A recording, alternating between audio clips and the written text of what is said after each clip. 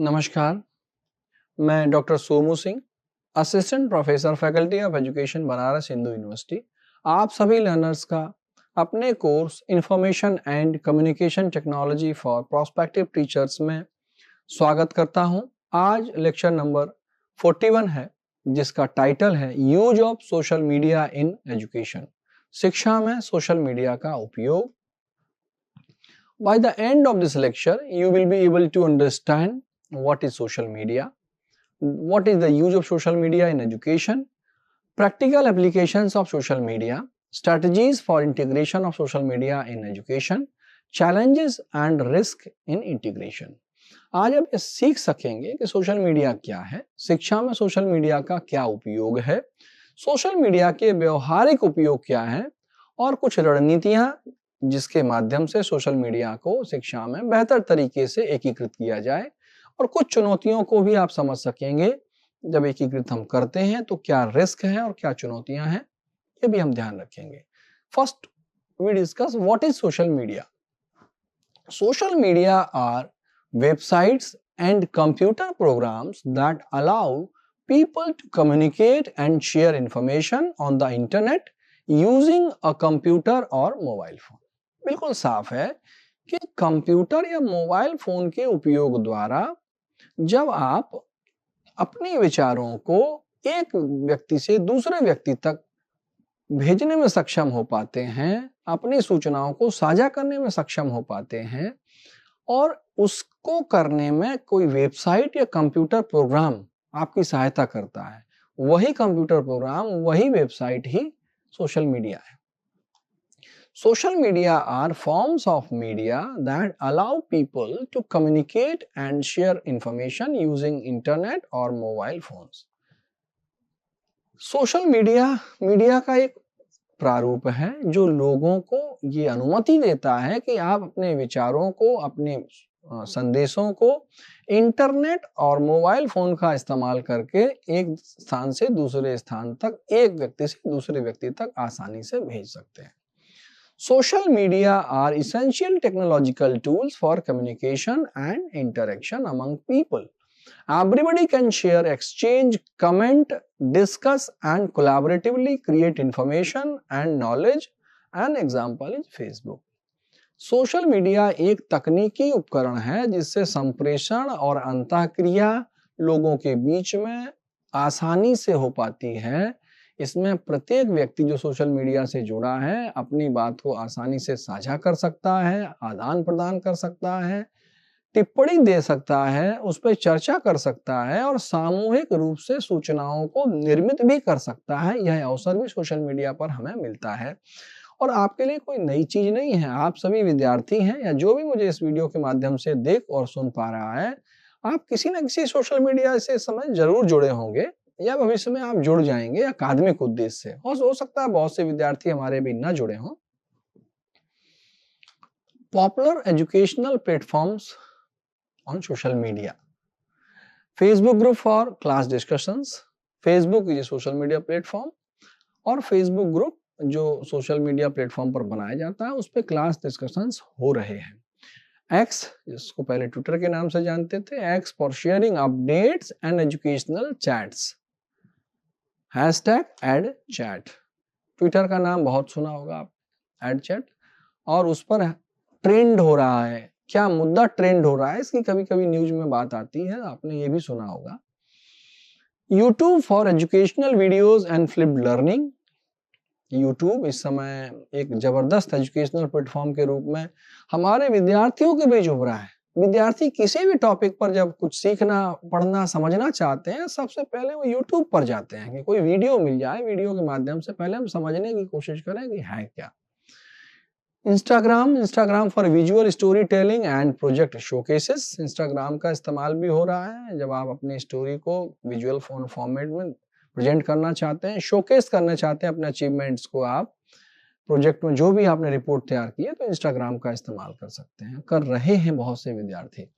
WhatsApp for sharing various type of information. WhatsApp पे मैंने कहा ना कि आप बहुत सारी तरह की सूचनाएं, आप लिंक शेयर कर सकते हैं, पिक्चर शेयर कर सकते हैं, डॉक्यूमेंट शेयर कर सकते हैं, कम्युनिटी बना सकते हैं, ग्रुप बना सकते हैं।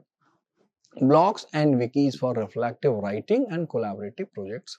ब्लॉग्स भी एक प्लेटफॉर्म के रूप में उभरा है। ब्लॉग के माध्यम से टीचर्स अपने विचार साझा करते हैं, एक्सपर्ट अपनी बातों को साझा करते हैं, लिखते हैं, लिखित विचार हम तक आसानी से पहुंच पाते हैं। This is one of this social media use. Facebook group teacher educators for social service named as teacher educators _SS।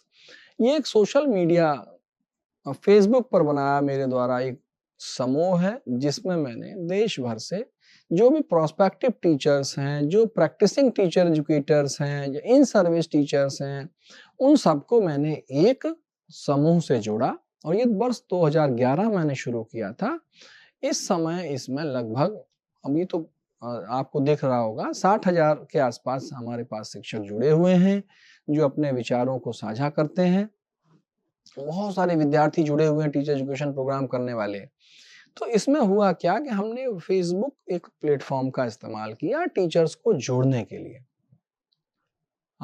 उसी का ये यूट्यूब चैनल है जिस पर वीडियोस हैं और 180 से अधिक वीडियो जिस पर उपलब्ध हैं, जिसको अब आप टीचिंग प्रैक्टिसेस से जुड़े जो भी इश्यूज हैं, टॉपिक्स हैं, उन पर हमारे पास वीडियो उपलब्ध हैं और हमारे अध्यापक शिक्षकों के, वरिष्ठ अध्यापक शिक्षकों के वीडियो हैं जो आसानी से आप एक्सेस कर सकते हैं और किसी भी टॉपिक पर आपको एक नॉलेज या आपको इंसाइट मिल जाएगी। Use of social media in education benefits. What are the benefits? First one is enhanced communication and collaboration. Social media facilitates real-time communication between students and teachers, overcoming the limitations of classroom-only interactions. Social media हमारा जो संप्रेषण है उसकी गुणवत्ता को, उसके समय को और तेजी से बढ़ाता है और रियल टाइम में आप कम्युनिकेशन कर पाते हैं। और जो लिमिटेशन होती है कि आप कक्षा में ही शिक्षक से पूछ सकते हैं, ऐसा नहीं है। आप साथियों से कक्षा में रह करके ही आप बातचीत कर सकते हैं, ऐसा नहीं है। सोशल मीडिया ये मौका देता है आपको कि आप कम्युनिकेशन और कोलैबोरेशन को एक अलग तरीके से कर सकें। It enables the creation of online learning communities, supporting group projects and peer-to-peer learning.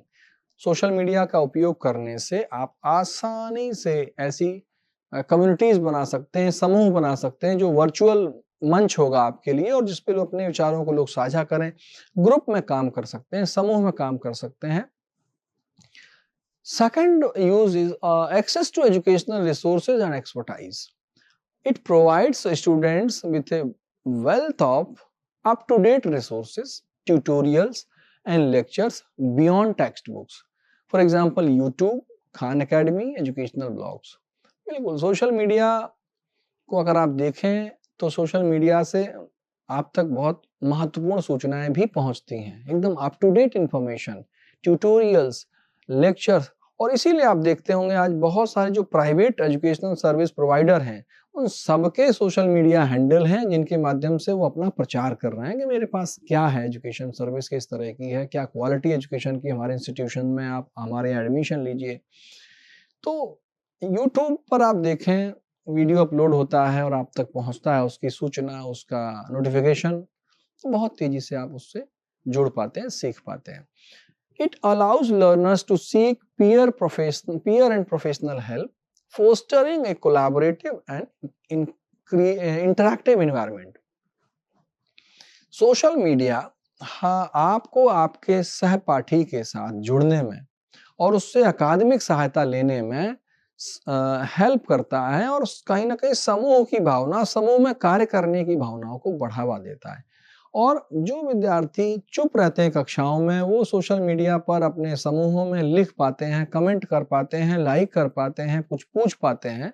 ये सोशल मीडिया का एक उपयोग है। Third one is active and personalised learning. It promotes active participation, critical thinking and problem solving through discussions, debates and interactive activities. Social media जो भी platforms हैं जहां पर आप कम्युनिटीज बनाते हैं या उसको पर्सनली भी यूज करते हैं, तो आपको अपनी बात कहने का, अपनी बात लिखने का, किसी दूसरी बात या विचार पर अपने कमेंट या टिप्पणी देने का, किसी समस्या पर आप चर्चा कराने का पूरा मौका आपको मिलता है। तो इसका ही उपयोग है। It supports personalized learning journeys tailored to individual interest and needs. इसके माध्यम से व्यक्ति अपने अधिगम की जो यात्रा है उसको अपनी आवश्यकता और अपनी रुचियों के अनुसार बना सकता है। हम चाहते हैं किसी एक पर्टिकुलर चीज से सीखना, उस YouTube चैनल को ज्वाइन कर लेते हैं, उसके वीडियोस को देखते हैं कौन सा पॉपुलर वीडियो है, हम उन लोगों को फॉलो करते हैं लिंक्डइन पर जो हमारे विषय के हैं, वो अपने अपडेट साझा कर रहे हैं। तो मेरी जो कठिनाइयां हैं, जो मेरा इंटरेस्ट का एरिया, उस हिसाब से हम सोशल मीडिया पर एक्टिव होते हैं और हम तक सूचनाएं और ज्ञान आसानी से पहुंचता है। Development of 21st century skills. Social media enhances networking, communication and digital literacy skills. Social media के आने के बाद बहुत से लोगों ने अपनी बातों को खुल करके साझा करना शुरू किया, तो उनका जो संप्रेषण कौशल है वो बेहतर हुआ और डिजिटल लिटरेसी स्किल्स भी उनमें बढ़े, डिजिटल साक्षरता कौशल बढ़े और उसमें बहुत सारे सजेस्टिव क्लूज आते हैं जिसके माध्यम से जो चीज आप आधा समझ रहे हैं, आधा उसने आपको सजेस्ट किया, आप पूरी बात को लिख पा रहे हैं। दूसरों की आप कमेंट पढ़ रहे हैं किसी एक टॉपिक पर, आप लिंक्डइन पर कभी जाइए, कभी कभी क्वेश्चंस आते हैं जिनमें आपको आंसर देने का मौका मिलता है, तो आपसे पहले बहुत सारे एक्सपर्ट्स उस पर आंसर दे चुके हैं, उनके आंसर्स पढ़ेंगे तो आपको एक इंसाइट मिलता है कि इस मुद्दे पर इस तरीके से सोचा जा सकता है। Fifth uses real-time feedback and motivation. It enables instant feedback on assignments and activities, helping students identify and address weaknesses promptly. बिल्कुल, हम इसके माध्यम से विद्यार्थियों को सही समय पर त्वरित गति से प्रतिपुष्टि दे पाते हैं, उनको मोटिवेट कर पाते हैं कि आपका जो असाइनमेंट है, आपका इस असाइनमेंट इसमें कहाँ त्रुटियां हैं, कहाँ आपने बहुत अच्छे तरीके से लिखा है। विद्यार्थियों की सहायता करना और उनके कमजोर पक्षों को पहचान कर दूर करने की कोशिश सोशल मीडिया के माध्यम से हो सकती है। Social practical applications of social media. First application is classroom integration. Use of blogs and wikis for collaborative writing and knowledge building. As a teacher, you can use it in classroom. Social media को अपनी कक्षा में आप इस्तेमाल कर सकते हैं। बहुत से अच्छे एजुकेशनल ब्लॉग हैं जो प्रोफेसर्स के हैं, अच्छे राइटर्स के हैं, जिनको आप अपनी कक्षा में अपने विषय से जोड़ करके उसका इस्तेमाल कर सकते हैं। Twitter and WhatsApp for class updates and question answer and resource sharing. Covid के दौरान बहुत सारे व्हाट्सएप ग्रुप बने जिसपे हम विद्यार्थियों को सूचनाएं भेज पाए, उनके साथ जुड़ पाए, उनसे उनके प्रश्नों को सुन करके उस पर उत्तर दे पाए और रिसोर्सेज की शेयरिंग भी। हमने बहुत सारी पीडीएफ शेयर की, हमने बहुत सारी वेबसाइट्स की और वीडियोस की लिंक साझा की। तो सोशल मीडिया को हमने अपने जो ट्रेडिशनल क्लासरूम है उसमें शामिल किया, अभी भी हम कर रहे हैं। YouTube and video platforms for flipped classroom models and multimedia learning.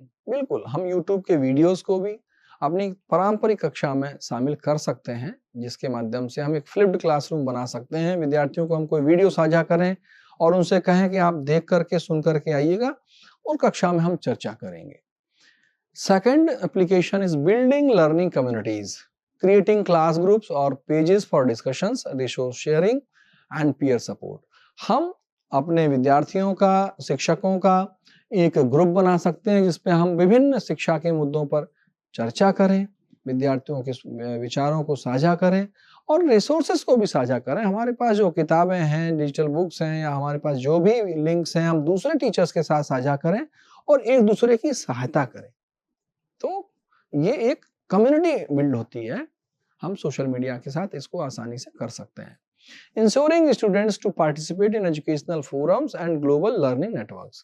विद्यार्थियों को सोशल मीडिया के माध्यम से आप बहुत सारे जो शैक्षिक मंच हैं उनमें पार्टिसिपेट करने के लिए प्रोत्साहित कर सकते हैं और बहुत से अंतर्राष्ट्रीय ऐसे समुदाय हैं, अंतर्राष्ट्रीय फोरम हैं जिनसे जुड़ करके सीखा जा सकता है। बिना वहां गए, बिना यात्रा किए आप सोशल मीडिया प्लेटफॉर्म्स के माध्यम से आप आसानी से उस कम्युनिटी से जुड़ सकते हैं और सीख सकते हैं। Third one is assessment and reflection. Using social media tools for formative assessments, polls, peer reviews, blogging for reflective practices. अभी हमने पिछली कक्षाओं में सीखा कि इस तरीके से ICT को हम असेसमेंट एंड इवेल्युएशन में इंटीग्रेट करते हैं और उसको बेहतर बनाते हैं, एफिशिएंट बनाते हैं, टाइम सेविंग करते हैं, ऑथेंटिसिटी उसमें बढ़ती है।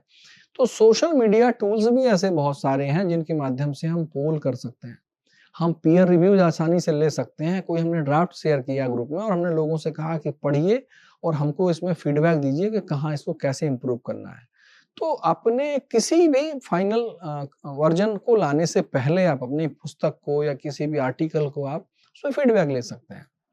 Practical strategies for integration. What are the practical strategies? क्या व्यवहारिक रणनीतियां हैं कि हम इसको कैसे अपने कक्षागत परिस्थितियों में शिक्षक होने के नाते करें।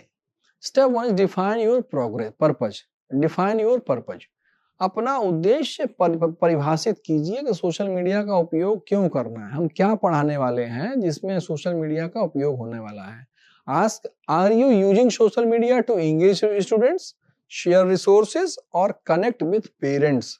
For example, use X for class discussions और Instagram to showcase student projects.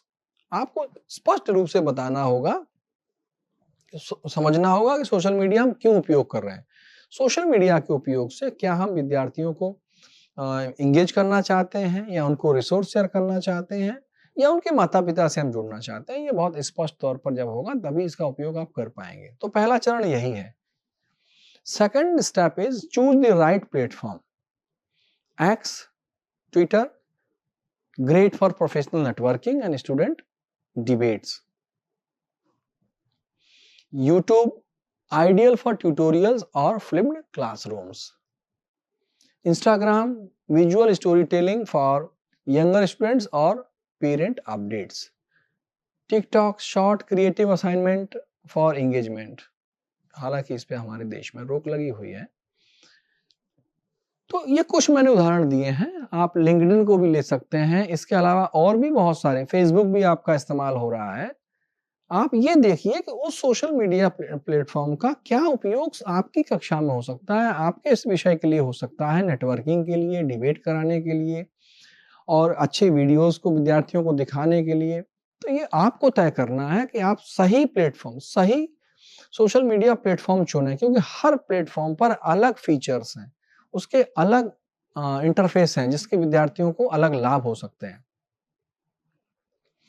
Step 3, create a social media policy with students. For example, no personal information, respectful comments. आप जब भी सोशल मीडिया को इस्तेमाल कीजिए, आप शिक्षक बने और अपने विद्यार्थियों का एक ग्रुप बनाना चाहते हैं, फेसबुक ग्रुप या व्हाट्सएप ग्रुप, आप टीचर हैं, आप भी उसमें रहना चाहते हैं, तो साफ तौर पर उसमें आप लिख दें, ये नियम बना दें, ये गाइडलाइन उन बच्चों को बता दें कि कोई पर्सनल इंफॉर्मेशन उसमें साझा नहीं करेगा और रिस्पेक्टफुल कमेंट होंगे। भले ही आप अपने साथी के लिए लिख रहे हो, किसी ने कोई सवाल पूछा तो दूसरा विद्यार्थी उस पर रिस्पेक्टफुल कमेंट ही देगा, भले टीचर से पूछा हो। क्योंकि व्हाट्सएप ग्रुप में ऐसा होता है कि हम तुरंत आपस में झगड़ा शुरू कर देते हैं, दोनों लोग आपस में झगड़ा शुरू कर देते हैं, उसमें टीचर्स भी हैं। तो ये हमें ध्यान रखना है, जब भी हम शिक्षक होने के नाते ग्रुप बनाएं, स्पष्ट तौर से हम विद्यार्थियों को, साथियों को बता दें कि हमें ये काम नहीं करना है। उसके लिए अलग से कोई ग्रुप बना लीजिए जो आपको करना है पर्सनल इंफॉर्मेशन के लिए। Step 4 is integrate with curriculum. For example, science classes follow NASA on X for real time mission updates. बिल्कुल, अगर आप चाहते हैं कि आप इससे लाभ ले पाए सोशल मीडिया से, तो जो पाठ्य वस्तु है, जो आपका करिकुलम है, उसमें चिन्हित करिए कहां पर आप सोशल मीडिया का सहारा ले सकते हैं। तो उदाहरण के लिए अगर साइंस क्लासेस में देखें तो नासा की जो ऑफिशियल वेबसाइट्स है उसको फॉलो करने से, विद्यार्थी अगर उसको फॉलो करेंगे तो रियल टाइम इंफॉर्मेशन मिलेगी। एनसीईआरटी का यूट्यूब चैनल फॉलो करने से आपको एनसीईआरटी पर जो भी वीडियो अपलोड होगा सीधे आपको अब सूचना मिलेगी और आपको देख सकते हैं ऑथेंटिक। ऐसे जो भी आपके शैक्षिक संस्थान हैं, शैक्षिक संगठन हैं, उनके आधिकारिक सोशल मीडिया प्लेटफॉर्म को फॉलो करने से आपको विश्वसनीय और प्रमाणिक सूचना सीधे मिलेगी और आप सीधे एक्सेस करके और आप उसको अपने उपयोग में ला सकते हैं। तो ये फायदा आपको मिलेगा। नहीं तो सूचना को खोजने में, प्रमाणिक सूचना खोजने में बहुत चुनौती होती थी। Step 5 is model digital citizenship. Demonstrate respectful online behaviour.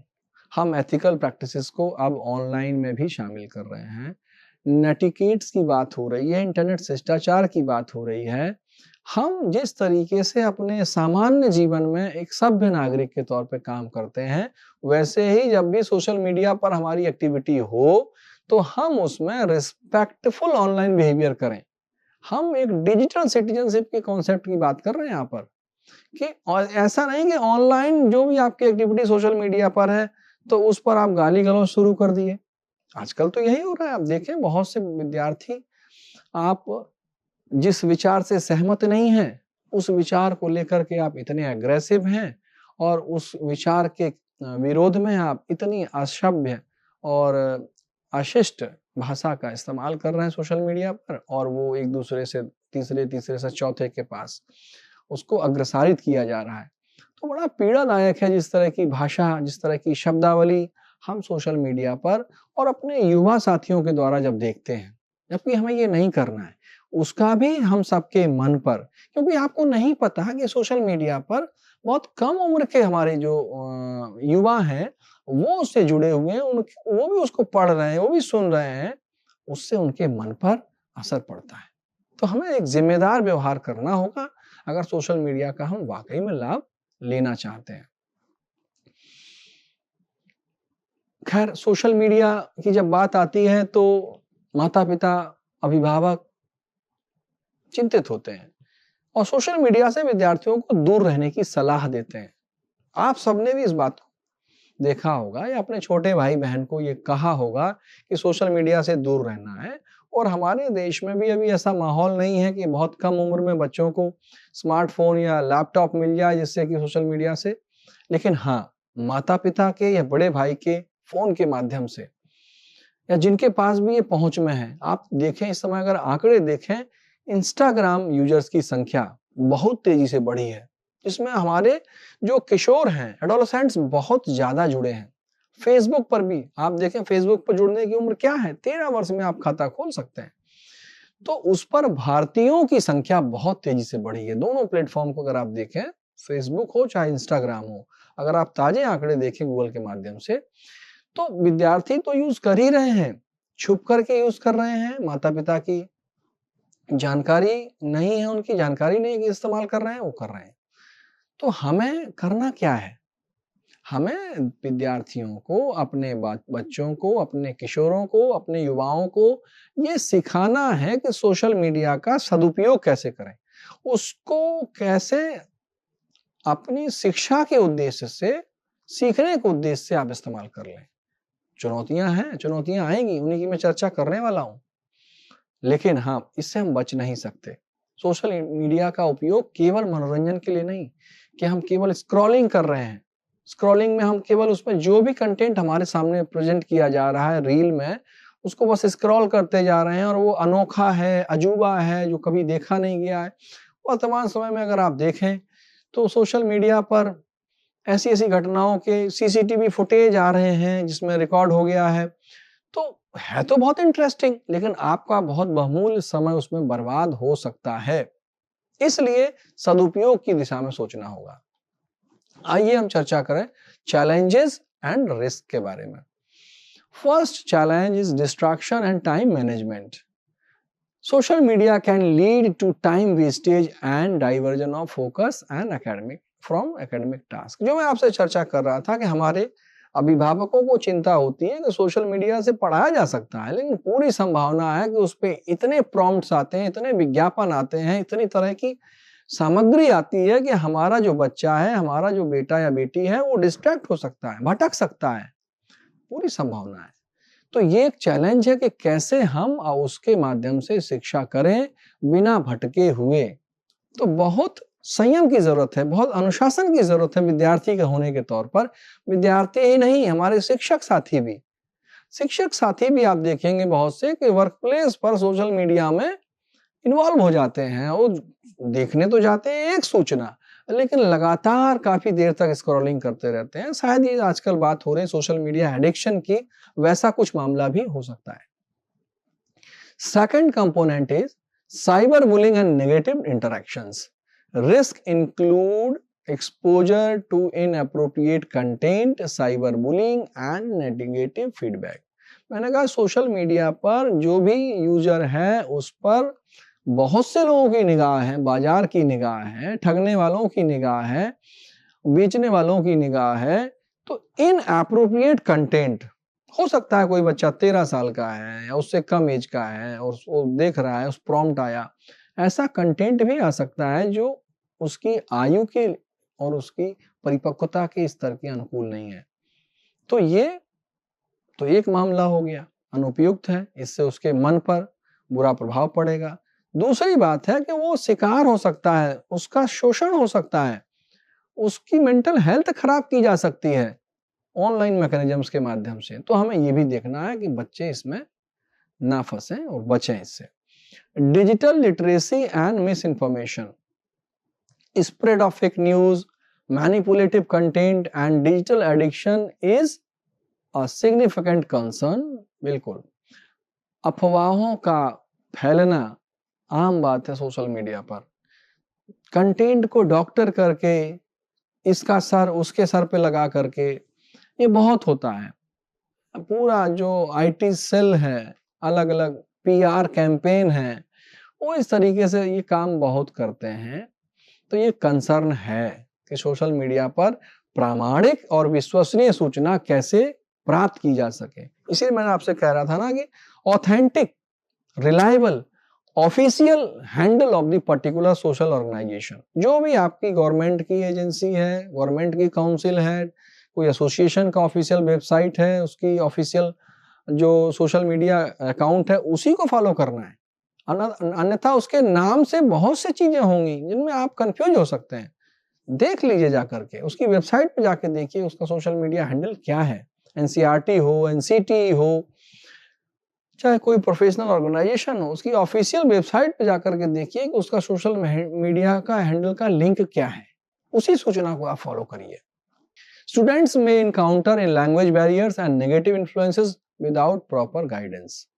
अगर विद्यार्थियों को सीखने में भाषाई चुनौतियां हैं, आ सकती हैं, अंग्रेजी में कंटेंट है, हिंदी के विद्यार्थी हैं, चुनौती हो सकती है। और अगर प्रॉपर गाइडेंस ना हो कि सोशल मीडिया का इस्तेमाल कैसे किया जाए, तो विद्यार्थी बहुत लाभ नहीं ले सकते और मिसकंसेप्शंस फ्रेम हो सकते हैं।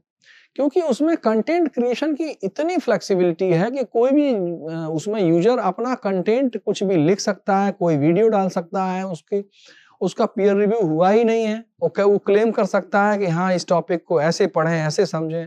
आप देखें, बाढ़ आ गई यूट्यूब पर। आप यूट्यूब पर देखें कि जो कभी जिनको टीचिंग का कोई फॉर्मल डिग्री नहीं है, कोई कंटेंट पे मास्टरी नहीं है उनकी, लेकिन उनका यूट्यूब चैनल आ गया है और वो पढ़ा रहे हैं। उनका पढ़ाया गया कितना ऑथेंटिक है, कितना रिलायबल है, कितना ऑथेंटिक सोर्स पर बेस्ड है, ये सवालिया निशान है। तो ये जांचना बहुत जरूरी है। Equity and access, internet connectivity issues can limit effective participation specially in under resourced context. बिल्कुल, यह बात आईसीटी के साथ है, तो सोशल मीडिया भी तो आईसीटी प्लेटफॉर्म पर इस्तेमाल होगी। इंटरनेट की कनेक्टिविटी का इशू है जिसकी वजह से ये रिस्ट्रिक्ट हो जाता है। बहुत से विद्यार्थी जिनके पास स्मार्टफोन नहीं है, बहुत सी लड़कियां हैं जिनको रोका जाता है उनके घरों में। कुछ मामलों में उचित भी है कि आप फेसबुक पर या इंस्टाग्राम को इस्तेमाल नहीं करें। तो ये आप समझ सकते हैं कि हर विद्यार्थी के पास सोशल मीडिया उपयोग करने के लिए उपकरण नहीं है, अनुमति नहीं है। तो इसकी वजह से ये इक्विटी का इशू भी रहता है, एक चैलेंज रहता है। Lack of clear guidelines, absence of specific policies and digital citizenship education can compound risk। बिल्कुल, अभी बहुत स्पष्ट रणनीतियां नहीं है भारत सरकार की तरफ से, राज्य सरकार की तरफ से भी, कि संस्थानों को किस तरीके से सोशल मीडिया को अपनी शिक्षा में इस्तेमाल करना है, कितना करना है, या शिक्षकों को कितना करना है। क्योंकि अनौपचारिक रूप से तो आप बहुत सारे व्हाट्सएप ग्रुप बना देते हैं और फेसबुक ग्रुप बना देते हैं, लेकिन ये आधिकारिक नहीं है, ये औपचारिक नहीं है। ये आपसे कहा तो जा रहा है कि आप इस्तेमाल कीजिए आईसीटी का, लेकिन स्पष्ट तौर पर सोशल मीडिया को कैसे इस्तेमाल करें, अभी भी दिशा निर्देशों का, सुस्पष्ट दिशा निर्देशों का अभाव है।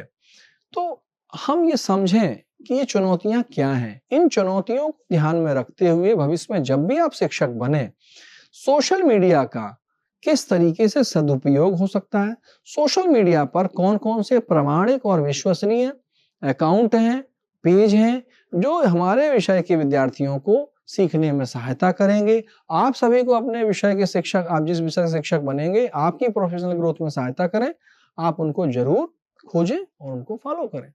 तो आज हमने ये समझा कि सोशल मीडिया क्या है, सोशल मीडिया का शिक्षा में उपयोग क्यों किया जाए, क्या लाभ हैं उसके, कैसे किया जाए इंटीग्रेट, ये भी हमने समझा। हमने कुछ सोशल मीडिया प्लेटफॉर्म की चर्चा की। हमने ये भी समझा कि किस तरीके से हम सोशल मीडिया को शिक्षा में, कक्षा कक्ष में एकीकृत करें, उपयोग में लाएं। हमने उसकी चुनौतियों को भी समझा कि क्या-क्या चुनौतियां हमारे सामने आ सकती हैं जब सोशल मीडिया को हम शिक्षा में इस्तेमाल करेंगे, अपनी कक्षा में अपने विद्यार्थियों को सिखाने में जब इस्तेमाल करेंगे, क्या रिस्क हैं। रिस्क मतलब जो भी हमारे रिस्क हैं, उनको अगर ध्यान नहीं रखेंगे तो नुकसान हो सकता है विद्यार्थियों की। आज ऐसा मत समझिए कि सोशल मीडिया, मोबाइल के माध्यम से आपका कोई क्या नुकसान करेगा। मोबाइल के माध्यम से हमारे बच्चे ऐसे-ऐसे लोगों के चंगुल में आ जा रहे हैं कि अपने माता-पिता को नहीं बता रहे हैं और उन लोगों के लिए अपने माता-पिता का खून कर दे रहे हैं और उनको पैसा चाहिए। ऐसे बहुत से वीडियो गेम्स का उदाहरण है। तो आपको ये ध्यान रखना है कि ऑनलाइन ठगी, ऑनलाइन में भी बहुत से राक्षस हैं, बहुत से शत्रु हैं, जो हमारे बहुत कम उम्र के बच्चों को, कम उम्र के किशोरों को टारगेट करते हैं। तो ये आप शिक्षक होने के ध्यान रखेंगे, तो सोशल मीडिया का इस्तेमाल शिक्षा के क्षेत्र में बेहतर तरीके से कर पाएंगे। आपने इस व्याख्यान को ध्यानपूर्वक सुना, आपको बहुत-बहुत धन्यवाद। आपके मन में यदि कोई प्रश्न है, हमसे ज़रूर साझा करें। नमस्कार।